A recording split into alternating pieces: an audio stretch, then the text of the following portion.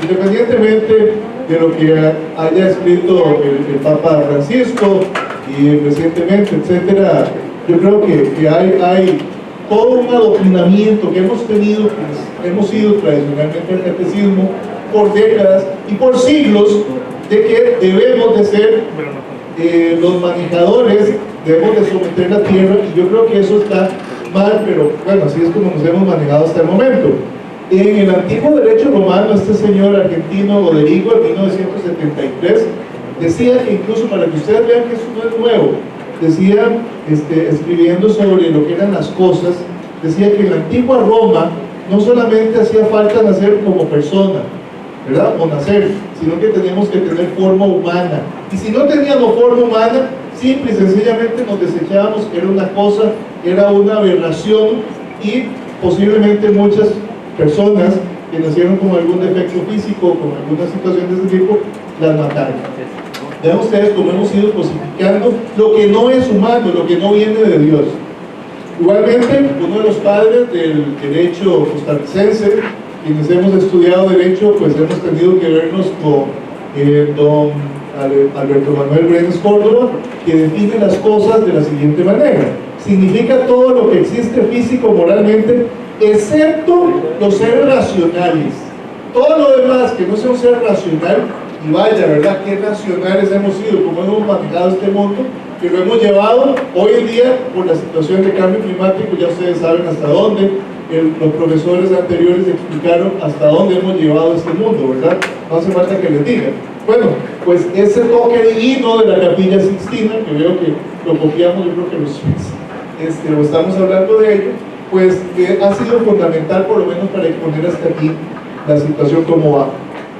El famoso discurso del método Descartes, y vean ustedes la fecha, 1637, se hablaba de que los animales podrían repetir palabras, podrían imitar, pero jamás eran seres racionales.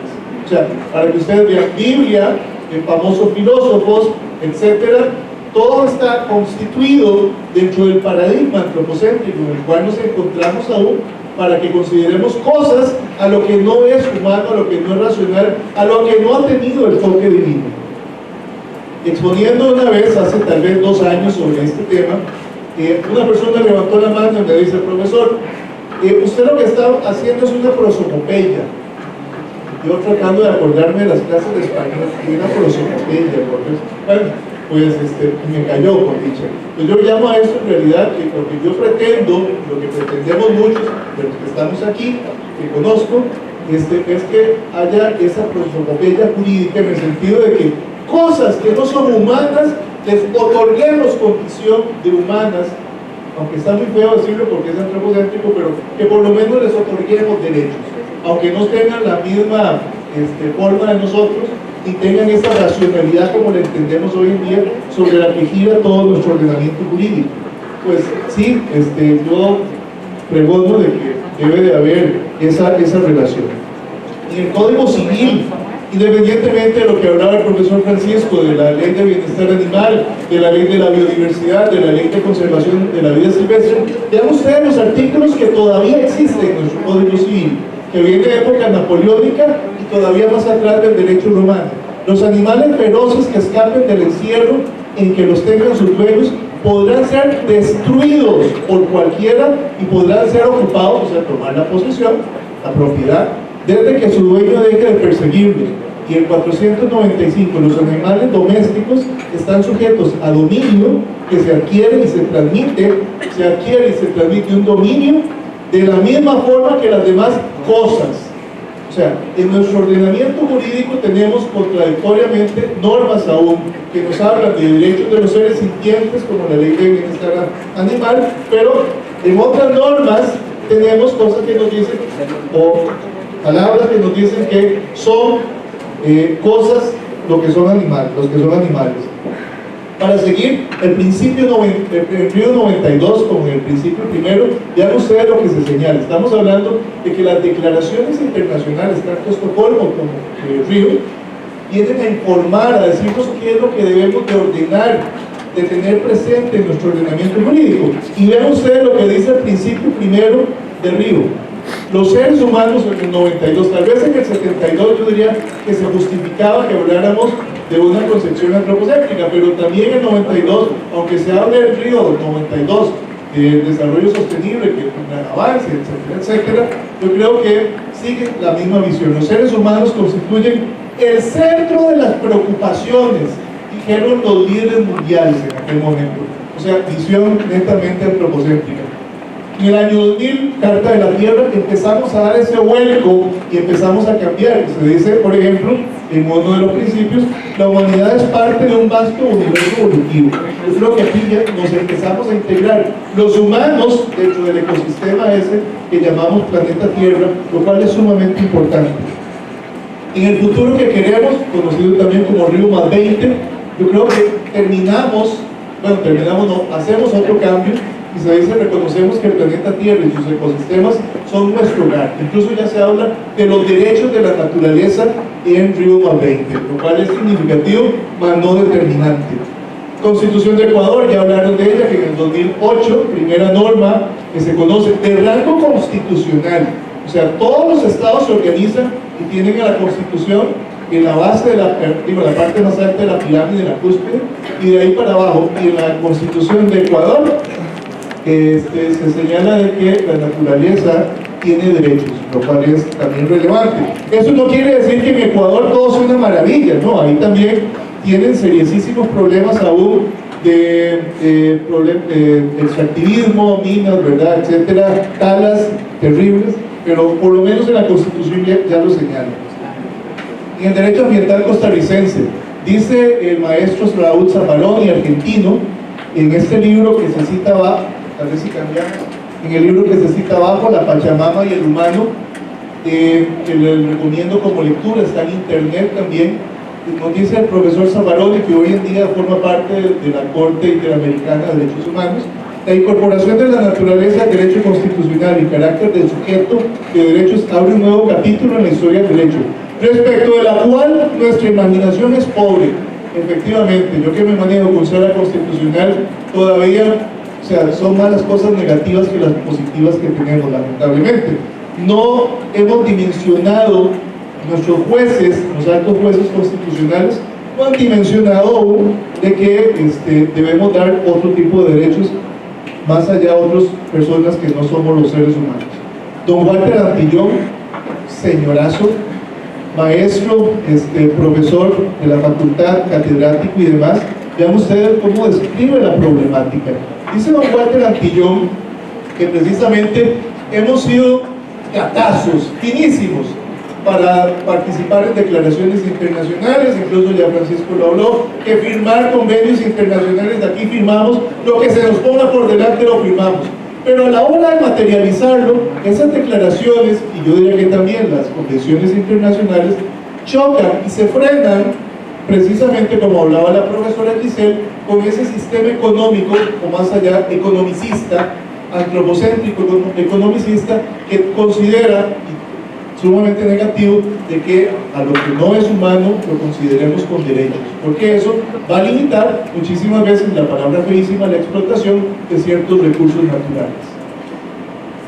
Mario Bunge, epistemólogo argentino, nos explica también qué es lo que pasa. La ciencia social tiene un compromiso ideológico y promueve los intereses materiales de una clase social dada. En el mismo sentido, Enrique Lev y otros autores más han escrito precisamente sobre este tema. Al sistema antropocéntrico que nos venimos manejando desde hace cientos de años, no le conviene que demos un salto, que demos un cambio, que consideremos como sujetos de derechos a otras cosas que no sean las humanas.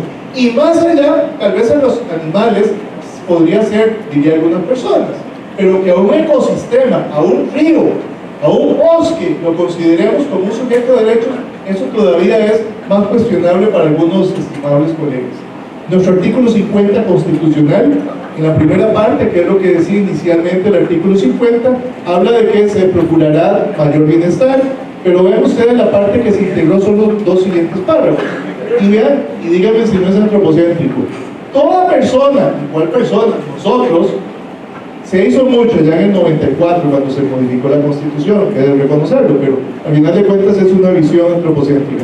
Toda persona tiene derecho a un ambiente sano y ecológicamente equilibrado. Desde ahí, vale de contar que la visión que obliga a la Constitución, salvo que haya algunos jueces creativos, ¿verdad?, es la de proteger los intereses de las personas, de las empresas, y así ha quedado visto, por ejemplo, en esta sentencia del año 2000. El parrafito es muy interesante. Precisamente el objetivo primordial del uso y protección del ambiente es obtener desarrollo y evolución favorable ¿para quién? Para los humanos. Y así hay una gran cantidad de votos también que nos dejan entrever la cuestión en la que estamos metidos. Sobre piñeras, tema totalmente que está sobre el tapete hoy en día. Cuando se dio una situación, para los que se acuerdan o quienes trabajan en el sector ambiental, en Pocosí, con las piñeras y la contaminación de mantos acuíferos, la municipalidad hizo o trató de declarar precisamente de que no existiera más piñeras, establecer una norma ahí por un acuerdo municipal. Esto es llevado a sala constitucional por los empresarios de la piña, y los magistrados miopes, con una careta además, ¿verdad?, dijeron de que, y lo señalo subrayado, quebranta la libertad de empresa y de comercio. O sea, señoras y señores, no proteger el recurso hídrico, mantos acuíferos, y decir que hay que proteger a las empresas con la piña, que estaban metidas prácticamente en los cauces de los ríos, contaminando con agrotóxicos los mantos acuíferos. Yo creo que eso es todo un cortocircuito de los tantos que lamentablemente se han jalado en nuestra sala constitucional. Bueno, sobre los sujetos humanos, aquí en este voto precisamente de la sala primera, para que entendamos qué entiende la sala primera, los magistrados señalan: así se conceptualiza como cosas la fauna silvestre sin pertenencia a nadie fuera del comercio de las personas y que se encuentran al servicio de la colectividad.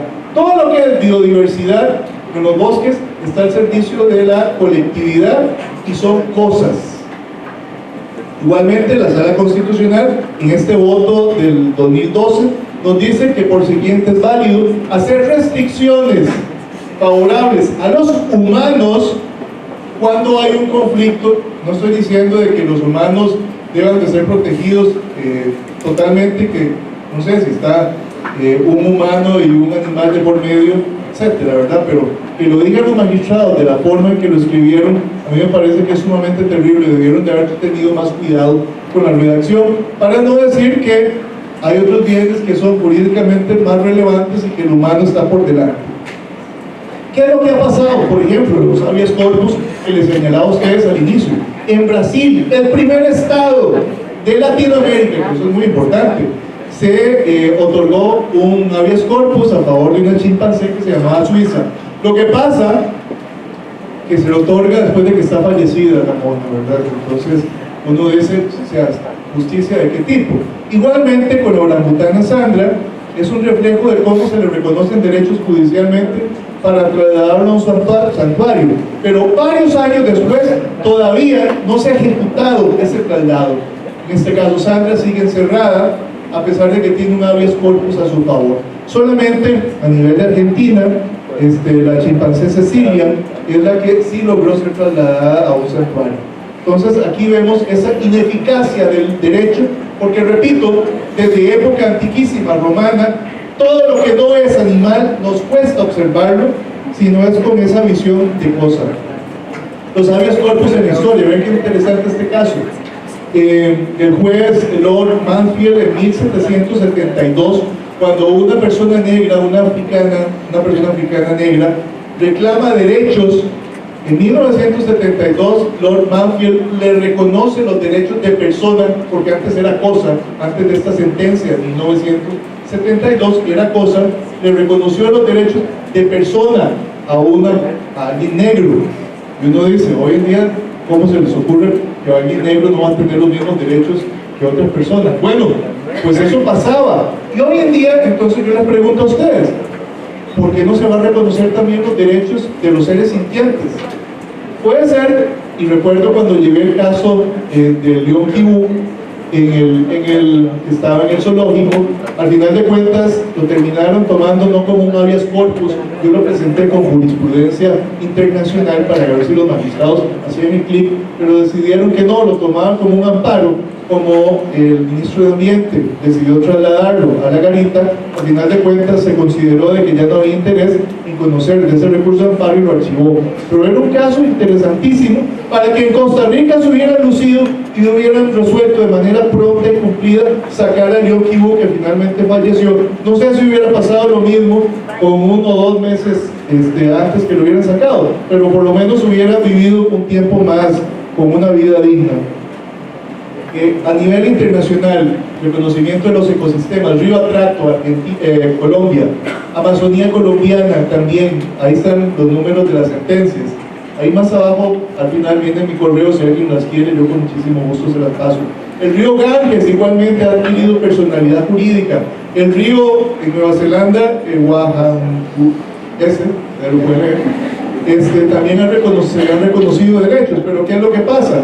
Vean ustedes, ahí está.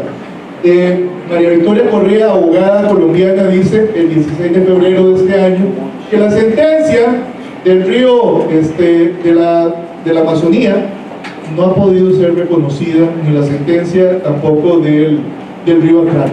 Entonces, ¿qué es lo que pasa? Son documentos lindísimos en un papel, o sea, hacen jurisprudencia internacional, pero a la hora de materializarlos hay ineficacia del derecho y lamentablemente ese es el mundo en el que estamos.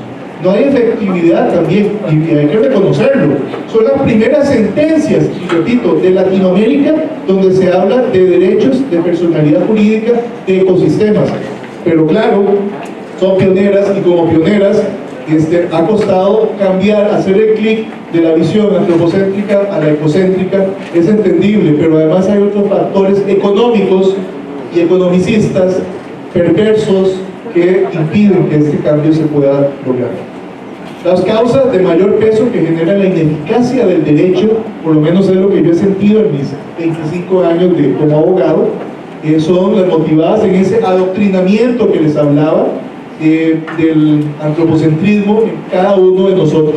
Eso que vemos las cosas, los animales como cosas y los ecosistemas como cosas. Vieron ustedes la cantidad de mensajes donde me ofendían y demás y me decían que qué barbaridad, que cómo se me ocurría a mí como abogado presentar un habeas corpus, abogado de Costa Rica, a presentar un habeas corpus a favor de un león. O sea, que yo estaba volado, que cómo se me ocurre, o sea, no conocen de derecho internacional, por supuesto, pero tiene que ver con ese adoctrinamiento donde aún somos miopes, no estamos muy cortos, diría el maestro Zaffaroni. Y también el sistema economicista son las dos grandes causas que han impedido que podamos dar ese salto.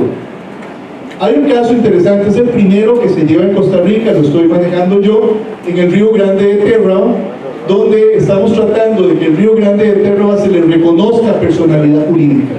No sé qué vaya a pasar, es presentado en el 2018 por un ciudadano de Terra, y nada más para que nos ubiquemos, estamos hablando de que se impactaría, si es que sigue adelante el proyecto, aunque ya el ICE dijo que no, pero lo suspendía momentáneamente, no lo ha eliminado totalmente.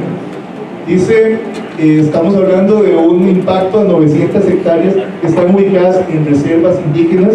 Se haría una gran fosa para hacer la represa. Les decía yo a la gente del ICE, porque formé parte de la comisión que hizo el Consejo Universitario de aquí de la UCR, cuando nos tocó analizar esto. Le decía yo a los ingenieros, que son más miopes, disculpando si hay algún ingeniero o ingeniera aquí, les decía yo que era que les iban a dar cursos de buceo a los indígenas para que bajaran a sus sitios sagrados, o qué era lo que iban a hacer. Y es que los blancos no entendemos ni dimensionamos, ni yo, qué es un sitio sagrado. Y entonces a esa gente que ha crecido con otras ideas, ¿verdad? Los motivos de la acción se presentan contra el decreto de conveniencia nacional que permite hacer tal la raza del bosque para hacer el embalse. Los indígenas reclaman que ellos dependen del río por aspectos culturales, sociales y ambientales. El convenio 169 de la OIT les otorga esos derechos, ratificado por Costa Rica. El reclamo, ¿verdad?, como les estaba señalando en este estudio que hicimos de parte del Consejo Universitario, se encontraron más de 100 sitios sagrados donde se iba a inundar y donde se iban a talar los bosques, y esto es lo que no quieren los indígenas. Incluso en la acción de inconstitucionalidad contra este decreto de conveniencia, estamos pidiendo no solamente de la parte del embalse, sino la cuenca alta, media y baja hasta llegar a abajo, al río, al mar, porque se estaría protegiendo incluso el humedal tierra-vacío, que es de gran valor incluso a nivel internacional. Bueno, pues, ¿qué dice la Procuraduría General de la República? Esto es un extracto, unas frases que utiliza la Procuraduría General, el representante del Estado, que es asesor de los magistrados constitucionales, de que suena casi que muy romántico hablar de ese cambio, de ese clic que tenemos que hacer. Ojalá fuera nada más un clic, ¿verdad?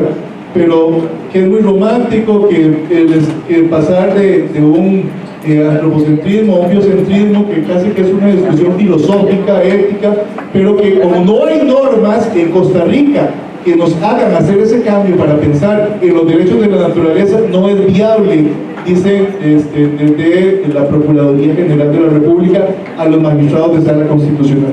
No se ha resuelto, vamos a ver qué pasa. Es un caso sumamente interesante.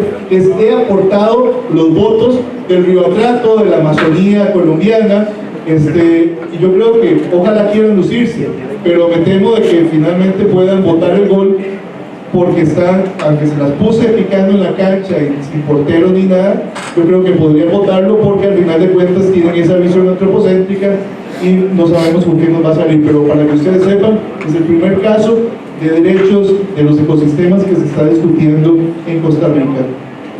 Dicen, y con esto ya estoy terminando, dice la Corte Internacional, la Corte Constitucional de Colombia en esta sentencia sobre el río Atrato: la justicia con la naturaleza debe ser aplicada más allá del escenario humano y debe permitir que la naturaleza pueda ser sujeto de derechos.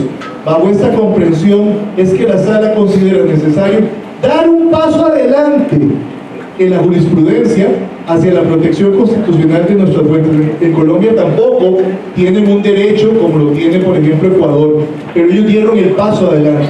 Yo esperaría que nuestros magistrados pues piensen, analicen y quieran lucirse, y también nos agreguen a ese selecto y pequeñísimo grupo que ha reconocido derechos a los ecosistemas, pero ya veremos a ver qué pasa. Conclusiones. No es cierto que el artículo 50 nos haya podido dar ese paso porque tiene una visión antropocéntrica aún. Esperamos de que se cambie más adelante. Fue un gran avance en el 94, pero hoy en día, de acuerdo a lo que las nuevas tendencias, debería de cambiar.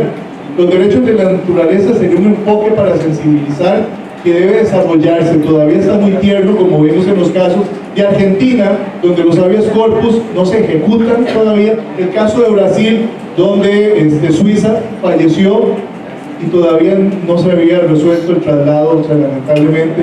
Y hay otros casos más por ahí, ¿verdad? Respecto a los ecosistemas, es posible que las cosas no cambien hasta que tengamos las torres Trump, ¿verdad? Este señor que dice que no reconoce el cambio climático, hasta que esas torres al rato, lamentablemente, no estén inundadas hasta arriba, o Punta Arenas desaparezca, como se habla también, yo creo que no vamos a hacer un cambio. Y nuestra oficina principal, que otorga licencias ambientales, la CETENA, está nublada, está tomada por el lado oscuro, y ha sido mi percepción y mi trabajo durante los últimos años. Y o sea, tengo tal vez, discúlpeme si estoy dejando un escenario negativo, pero yo creo que hay mucho por discutir, y la gente, desde los de a pie, yo creo que podemos dar un gran paso. La gente que está estudiando debe tal vez transformarse. El cambio paradigmal no es de un día para otro.